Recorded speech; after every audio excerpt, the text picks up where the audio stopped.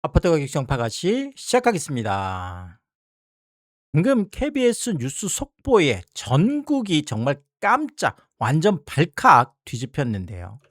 자, 고객 정보 유출 최근에 너무 많다 보니까 사실 뉴스에 기사화도 안 될 정도로 너무나 많은 고객 정보 유출이 있는데, 야, 이거는 차원이 다릅니다. 시중은행이 뚫렸다. 야, 아니 그것도 5대 시중은행이 지금 뚫렸다라는 것은 이건 정말 정말 저도 이게 실화인가 싶을 정도로, 야, 이렇게 되면 자 이제 은행에다가 돈 맡기는 거조차도 불안하다는 얘기잖아요. 자, 내 돈 지금 어떻게 해야 되나?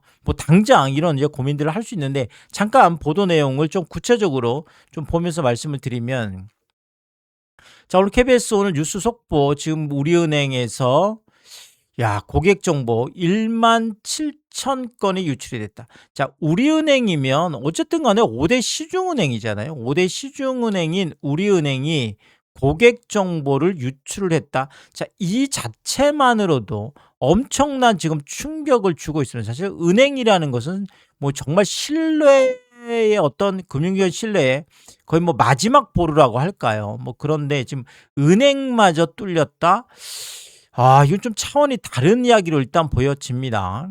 자, 우리은행이 오늘 고객공지를 통해서 외부 개발업체가 임의로 보관하고 있던, 이것도 말도 안 되죠. 아니, 외부에 있는 개발업체가 왜 고객 정보를 임의로 보관했던 건지, 자, 이것도 굉장히 이해가 안 되는데, 이게 무려 개인정보가 1만 7,551건, 자, 이게 해당 업체 직원의 과실로 유출이 됐다. 자, 이렇게 공개적으로 밝힌 거죠. 자, 유출된 정보는 온라인에서 개인을 식별하게 쓰이는 암호화 정보, 이제 연계 정보, CI, 고객 닉네임, 자, 이런 거고, 일단 전화번호나 주민번호, 주소, 자, 이런 거는 유출이 되지 않았다. 자, 이렇게 설명을 했지만, 요거는 이제 또 좀 지켜봐야 되겠죠. 그리고 자, 이런 것들이 또 어떻게 악용될 수 있는지, 또 그건 또 알 수 없는 거다 보니까 여전히 지금 불안함이 있는 거고요. 자, 내용을 조금 들어보면, 자, 이 고객 정보가 유출된 경로가, 자, 우리은행이 NFT라고 해서 대체 불가 토큰 이런 겁니다. 이제 이런 플랫폼을 지금 개발을 하면서 이 서비스 이용 의사가 있는 개인정보 이렇게 동의한 고객들. 자, 그러니까 사실 이게 우리가 그냥 개인정보 동의 그럼 맨날 체크하잖아요. 또 동의를 안 하면 뭐가 안 넘어가다 보니까 저도 그냥 웬만하면 그냥 다 체크하죠. 이렇게 동의합니까? 동의합니다. 자, 이것도 좀 신중해야 될 것 같아요. 어쨌든 간에 동의를 한 고객들이었다. 자, 이렇게 동의를 했다고 해서 이게 유출된다는 건 또 말이 안 되는 거죠. 자, 어쨌든 간에 우리은행이 이제 24년 9월에 대체 불가 토큰이라고 하는 이 NFT 플랫폼 구축 프로젝트 이걸 하면서 외부 개발 업체에다가 이제 해당 정보들을 제공을 했다라는 거죠. 자, 그래서 프로젝트가 끝이 났어요. 그런데 해당 업체 직원이 정보를 임의로 보관을 했고, 이후 개발자 플랫폼에 이를 공유하면서 외부로 유출. 야, 저는 이게 끔찍하더라고요. 자, 이게 프로젝트가 끝났는데 어떻게 해당 업체 직원이 임의로 보관할 수 있을까? 아니, 그러면 지금 이번에 밝혀졌으니까 그렇지 이런 것들을 얼마나 많이 했겠어요. 그런데 이게 지금 임의로 보관을 할 수 있었다라는 것도 참 말도 안 되는 시스템인 것 같고요. 자, 더더구나 이게 그냥 개발자들의 공개된 플랫폼에 공유가 되면서 이게 외부로 유출됐다?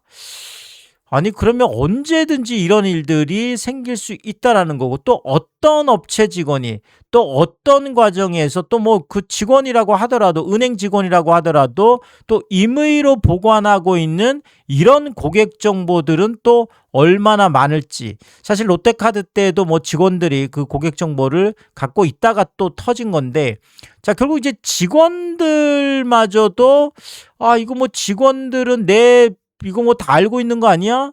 이거 무슨 이거를 직원들이 좀 나쁜 마음을 먹으면 이렇게 임의로 보관하고 이런 게 가능하다 그러면 이런 게 큰 문제가 되는 거 아니야? 이게 뭐 이렇게 좀 통제하는 시스템이 없나?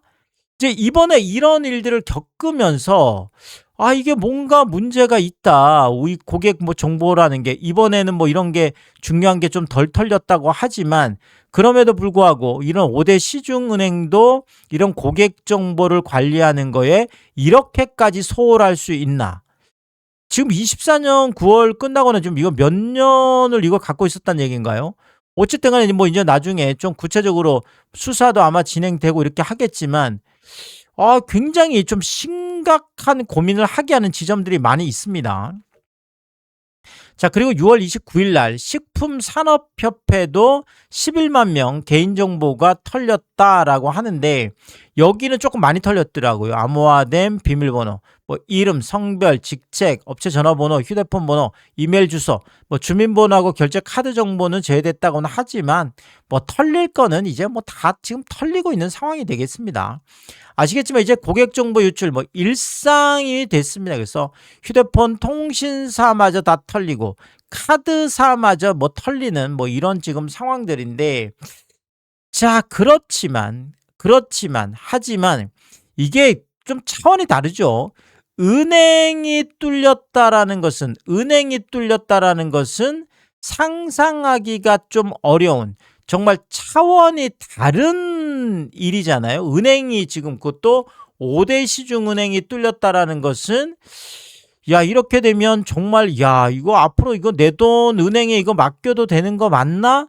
이런 고민을 저만 하는 게 아닐 거 아니에요. 많은 분들이 이제 은행도 믿을 수 없는 시대가 왔나? 자, 뭐 예전처럼 그냥 뭐 은행에 가서 이렇게 다 거래를 해야 되나?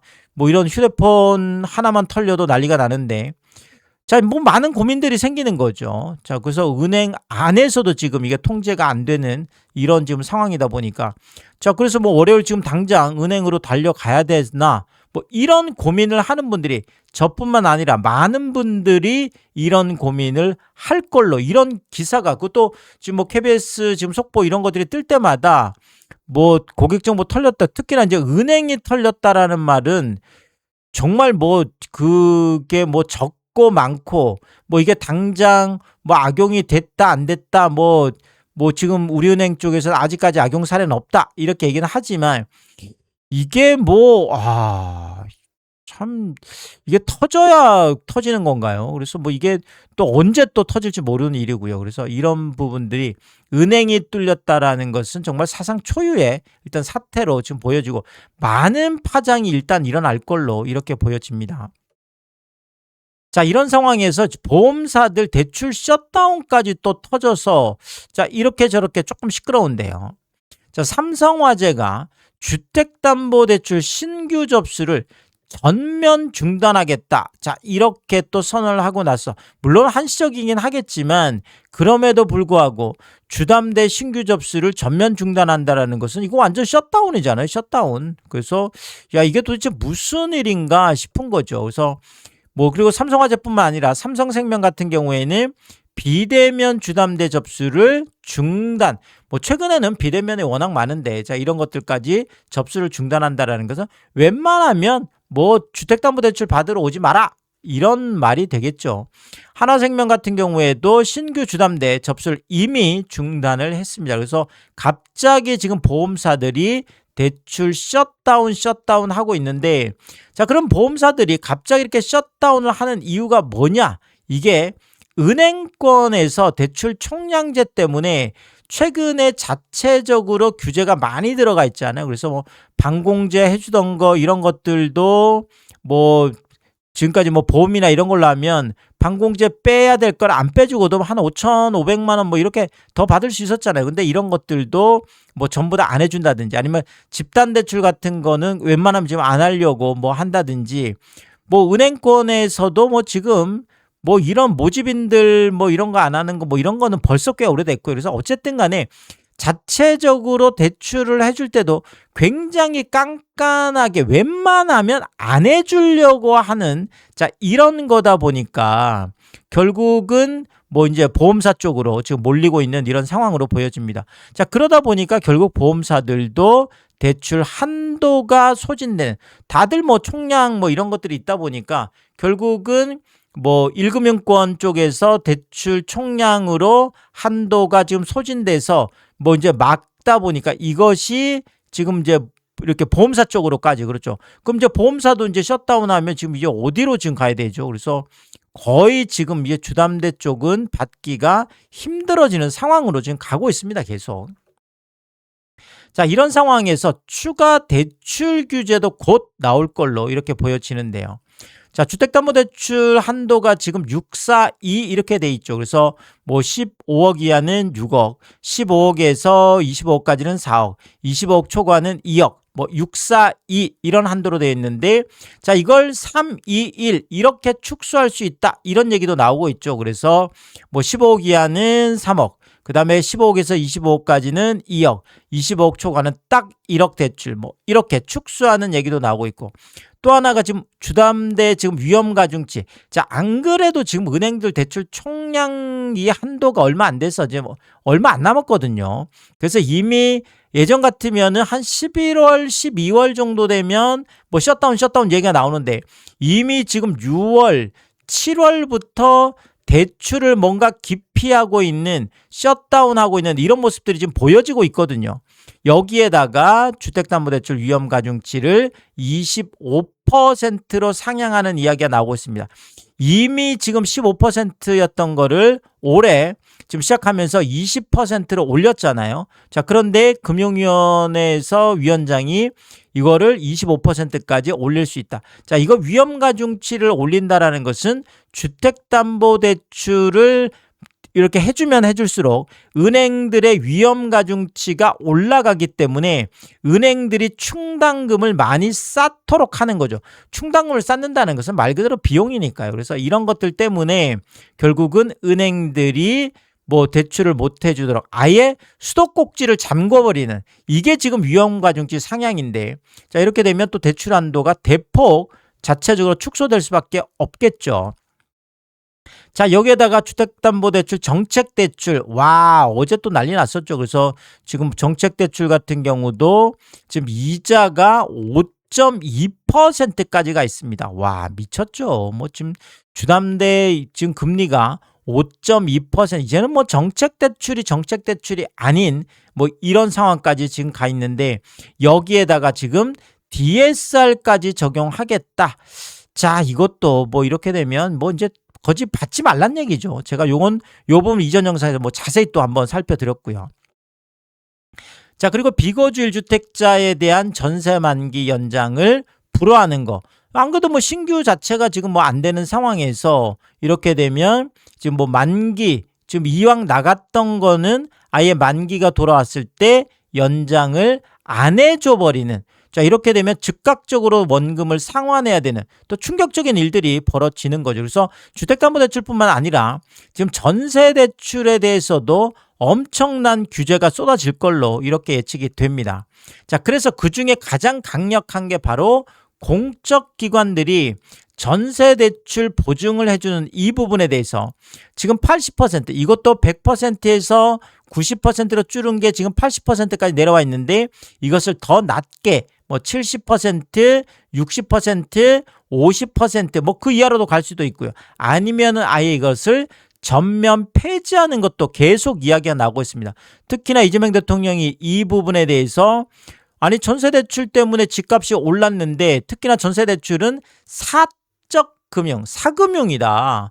뭐 이 사금융인데 뭐 대통령이 이걸 사금융이라고 정의를 했으니까요. 자, 그런데 왜 그러면 공적기관들이 이 사금융에 보증을 해주느냐, 이런 의문이 생길 수 있죠. 그러면 금융당국이 이것을 공적기관의 전세대출 보증 이거를 아예 폐지를 해버리면 은행들이 이 사적, 그러니까 아니 집주인하고 세입자가 돈 보증금 전세금 주고받는 여기에 괜히 뭐 이거 보증도 안 해주는데 꼈다가 이거 뭐 돈 다 날리면 은행들의 위험성이 엄청나게 높아지는 거죠. 이렇게 되면 공적 보증이 사라지면 전세대출은 거의 없어질 거다, 이런 얘기가 많이 나오고 있습니다. 그래서 이렇게 되면 와, 뭐 전세시장뿐만 아니라 매매시장에도 큰 영향, 엄청난 영향을 줄 수 있는 뭐 이런 지금 얘기가 지금 계속 나오고 있고요.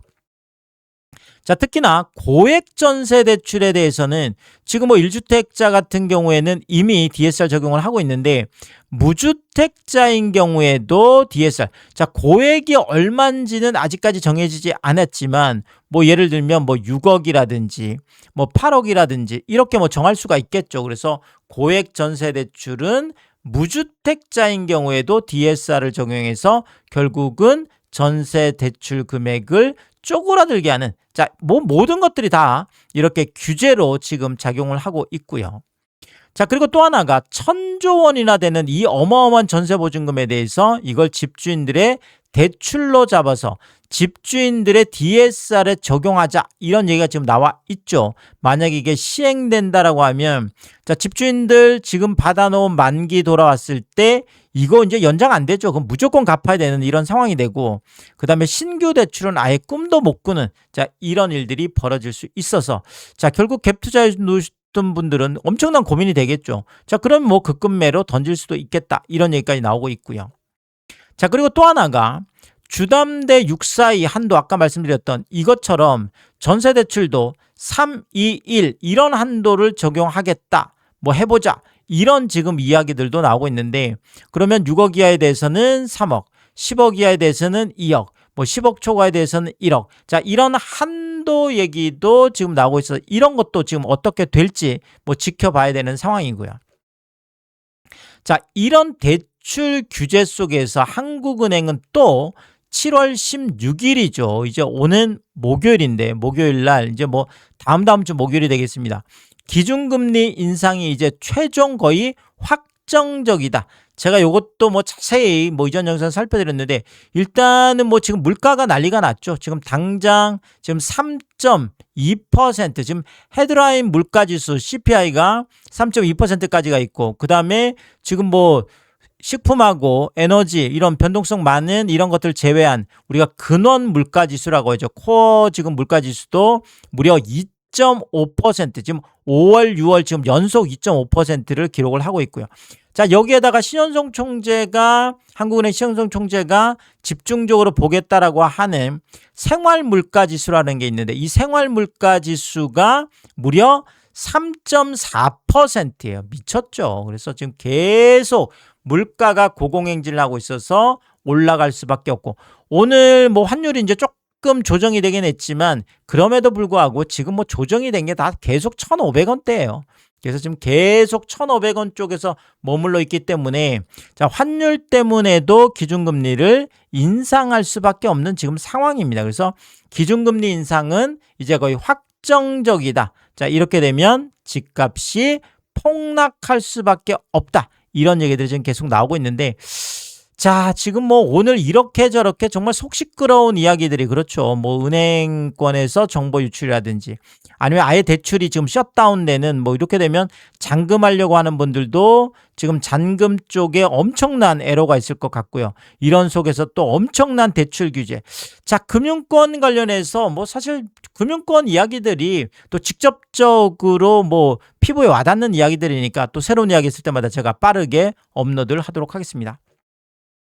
오늘도 유튜브 쇼핑까지 시청해주신 여러분들, 저의 찐 시청자분들이다, 찐 구독자분들이다, 항상 크게 감사의 말씀을 드리겠습니다. 여러분들 쿠팡에서 구매를 하실 일이 있을 때 아래쪽 하단에 띄워드리고 있는 삼양라면 링크를 통해서 구매를 해주시면 제가 영상을 만드는데 큰 도움이 되고 있다, 이렇게 말씀을 드리겠고, 정말 짧지 않은 영상입니다. 늘 끝까지 시청해주시고 유튜브 쇼핑까지 오신 게 그런 거죠. 저는 삼양라면이 좋아서, 삼양라면이 맛있어서 삼양라면만 올려드리고 있는데, 삼양라면만 구매를 해주셔도 감사합니다. 근데 많은 분들이 뭐 작은 것 하나 구매하실 때도, 가끔 고가 제품 구매하실 때도 이 삼양라면 링크를 통해서 참 뭐 번거롭고 귀찮은 일임에도 불구하고 저에게 도움이 되라고 늘 이렇게 삼양라면 링크를 통해서 너무나 다양한 것들을 뭐 구매를 해주고 계시죠. 제가 매일 확인을 하면서, 야, 참 이렇게 마음 써주시는 것이 항상 뭐 몸둘 바를 모르게 다시 한번 크게 감사의 말씀을 드리겠습니다. 파가시 멤버십 킹스피도 개설해 두고 있습니다. 구독 옆에 가입 버튼 누르시면 월 9,990원으로 책정됐고요. 킹스피 분들에게는 왕관 모양으로 표시를 해드리고 있습니다. 오늘도 킹스피 여러분을 소개해드리겠습니다. 김화정님, 윤복자님, PP735님, 유웅준님, 미셸님, 전영돈님, 항상 감사의 말씀을 드리겠고, 또 많은 분들이 킹스피를 통해서 응원해 주시면 고맙겠습니다. 오늘의 이야기가 도움이 되었다면 구독과 좋아요 부탁드리겠습니다. 고맙습니다.